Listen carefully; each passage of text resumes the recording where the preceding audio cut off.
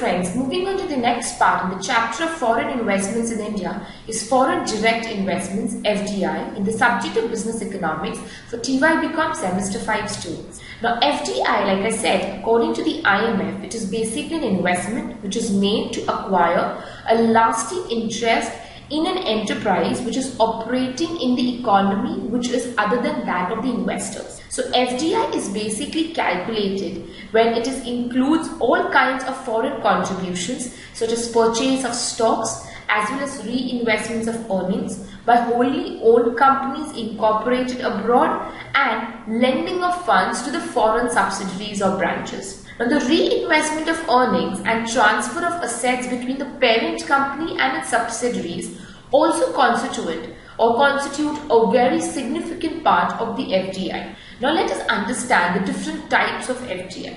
The first major type of FDI is greenfield investments and M&A. Now, greenfield investments is basically, it refers to establishing a whole new operation in the foreign country.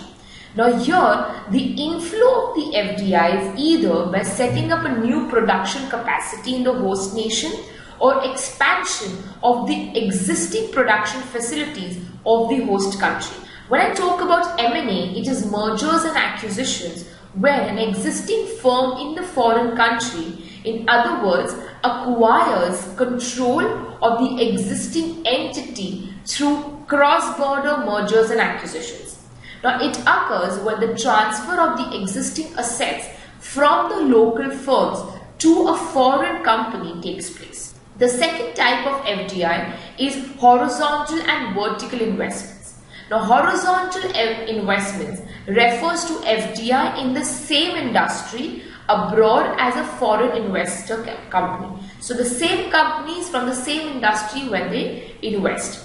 Vertical FDIs, on the other hand, are of two types: backward and forward. Now, the backward investments is basically the investment into the industry that provides inputs from the firm's domestic production, which means your basic, like you can say agriculture, mining, etc. The forward investments is basically an investment in an industry that utilizes the output from the firm's domestic production. So it could be sales and distribution, it could be a logistics, etc.